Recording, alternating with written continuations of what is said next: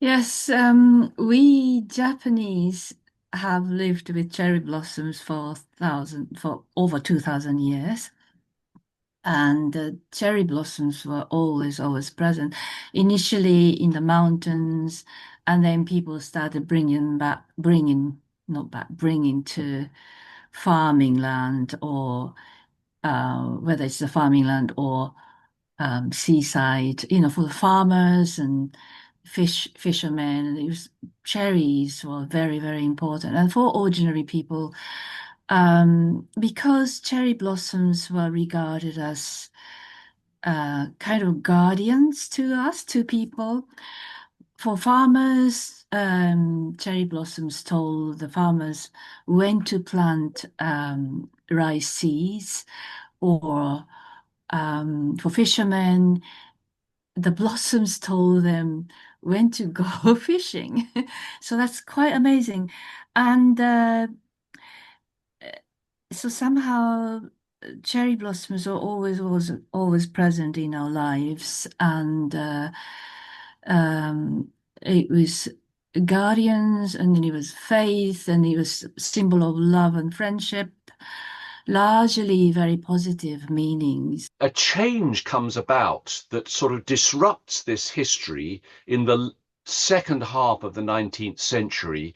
When the country opened up in the mid 19th century, and the leaders, there was civil war, and the shogun was disposed, and then the new leaders just had realized that the country needed to be modernized to catch up with the Western countries. And that was the height of Western imperialism, and all the other Asian countries, apart from Thailand and Japan, they were all colonized by the Western countries. And so the Japanese leaders really had to work hard to unify the country and to modernize, industrialize. And then, unfortunately, strong country meant strong military.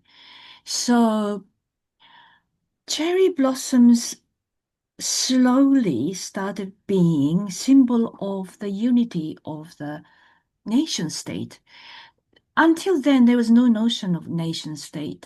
So the leaders in the 20th century really quickly had to unify the country, and plant patriotism and nationalism sort of into people's mind. And cherry blossoms worked wonderfully as a core kind of tool to guide people to feel united. So the so the leaders very skillfully started using. They first established a very hierarchical system of a nation state with the emperor at the top, and then everybody else, all the ordinary people, were sort of told, like children of the emperor. And so that the leaders needed to plant patriotism and dedication in people's minds to the emperor. And cherry blossoms were also used as part of the ideology. But is it the case, Naoko, that they focused particularly on one type of cherry as the national symbol? Isn't I that what happened? Yeah, that's what happened. Unfortunately, the until then there was, you see, there are hundreds of different varieties of cherry blossoms which were admired before that time, before the modernization started. But with the drive for modernization, industrialization, quickly, the need to quickly make a nation state, these varieties were forgotten. And there's only one type of variety called Some Yoshino. In English, it's called Yoshino cherry, which was sort of picked by the leaders and were encouraged, people were encouraged, or municipalities were encouraged to plant thousands of them as a symbol of new modern Japan. So every time there was a big war between Japan and China, and then another huge war with the Russians at the beginning of the 20th century. And miraculously, the Japanese won those major wars. And then to celebrate the victories, the thousands of this variety, this cloned variety, um, cherry trees were planted all over Japan. So at this point, we've got to bring in Cherry Ingram. This is an Englishman.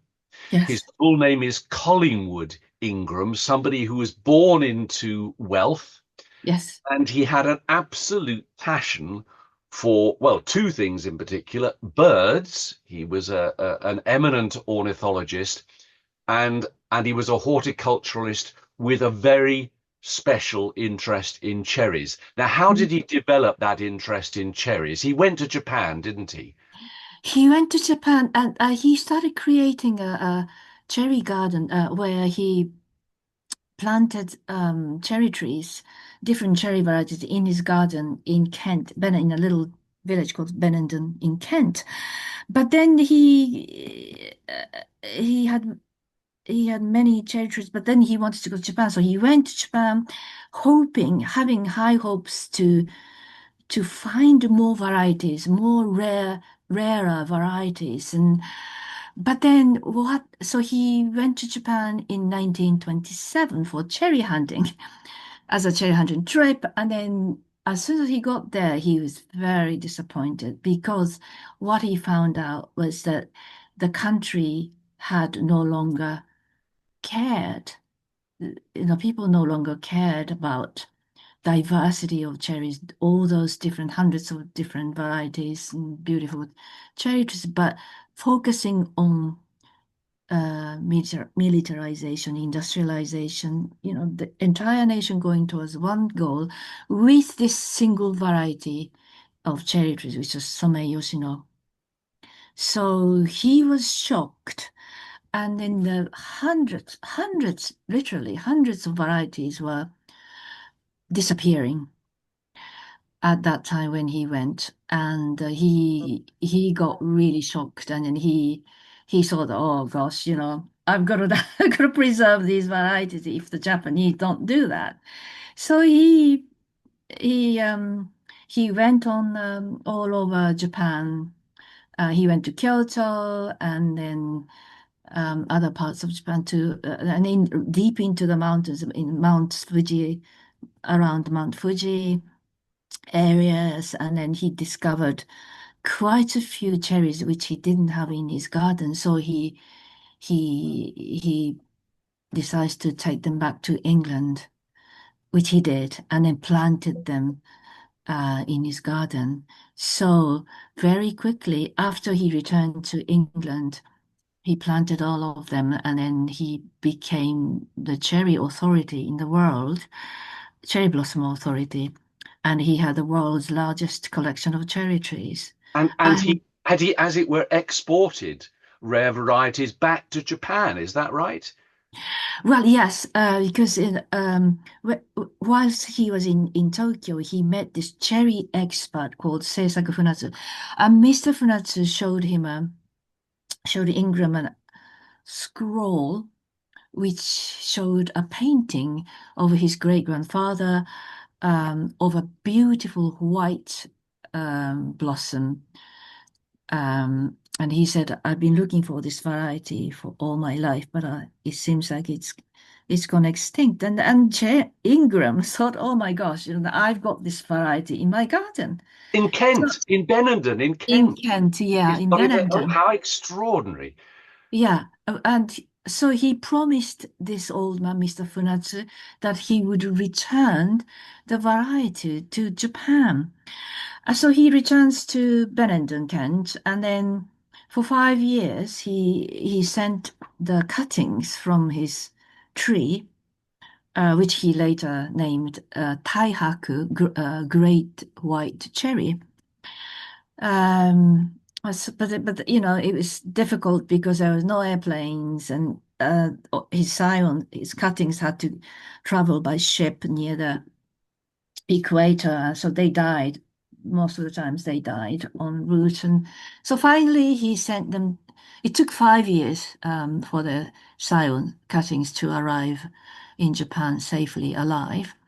And in the end, he stuck the cuttings into English potatoes and then put them onto Yeah. Trans-Siberian. But if we jump ahead to Yeah, the Second World War, yeah. of course, as we've been discovering in our Remembering Hiroshima project, Mm, we have appalling destruction caused through firestorms after American Air Force bombing.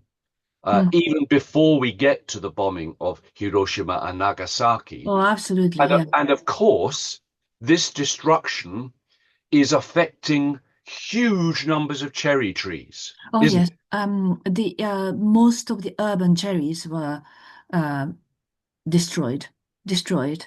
Because this variety was planted as clones, there's thousand, if there are 1,000 Yoshino trees, they all blossomed together and they spectacularly fall all together. And that image was used during the war as by the military as symbol of dedication for the emperor, that short-lived. For example, the soldiers were told to live like cherry blossoms, and they encouraged with each other to live like cherry blossoms, to live a glorious but short life, a short but glorious life, but then fall without any clinging on to life, showing dedication, sacrificing their lives to the emperor. So that was what happened. Well, cherry trees were cut down towards the end of the war because it was considered that it's not appropriate to plant admire cherry trees.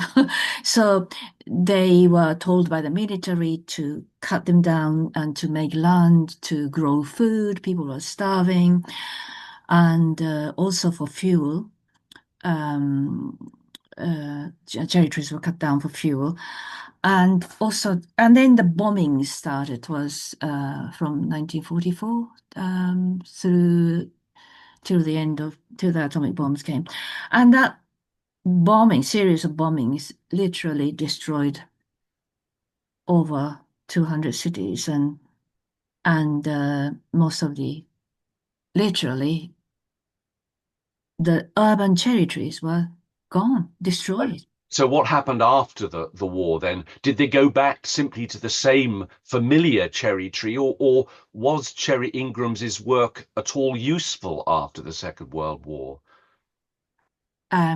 Yes, but in fact, there were some very conscientious cherry growers who hid who hid some of the varieties and preserved. But definitely, well, after the war, when Japan started, the path for reconstructions, the country started planting cherry trees again because the cherry blossoms are always have to be the core of our mentality, national mentality. They're so deeply embedded in our psyche, Japanese people's psyche. So, but unfortunately, it was again this Yoshino variety, Some Yoshino variety. There are a number of reasons because they are very easy to plant, very economical, very fast growing, and easy to propagate. So it's perfect, fitting to the perfect type of cherry trees to be planted. And then they're beautiful when planted en masse. So again, they were planted, thousands, 1,000, 2,000 at a time all over Japan. And now again, they were planted as a symbol of post-war post-war Japan. And where Ingram played a role was he was a Darwinian and he was very much into diversity. He hated singularity. And so he gave a talk when he went to Japan to this Cherry Association, a group of leaders, to gear the country, that you must not forget your ancestors' dedication, painstaking effort to preserve this, to develop and preserve these varieties. You would have to come to my garden in the future if nothing had been done to find the lost varieties. So anyway, he saved this Taihaku cherry tree. That was his biggest savior. But recently, amazingly, five more varieties were discovered to have survived in his garden, which had gone extinct in Japan, which were lost in Japan. So I think he really is a savior because had it not been for him planting, these varieties, they all came from Japan. Ingram brought them back and planted them, and then they stayed there, and then they spread in this country, in the UK. And then 2017, I think it was about a Japanese cherry tree expert botanist came over here and then discovered that there are five more varieties which survived in Ingram's garden. So It's that just was it's the most wonderful story.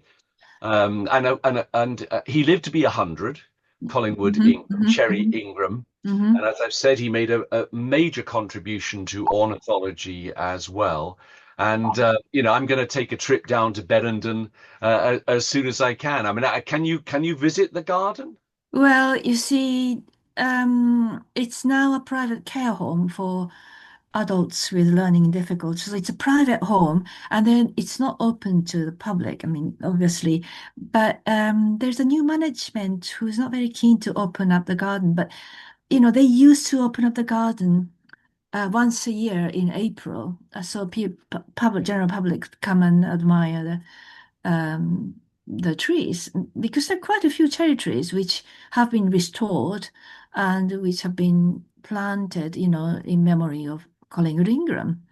So I'm hoping that the new management will decide to open up the garden Well, again. fingers Uh, crossed. Well, that's yeah, one great story, and you can and see over my yeah. left shoulder here a copy of your book, Cherry Ingram.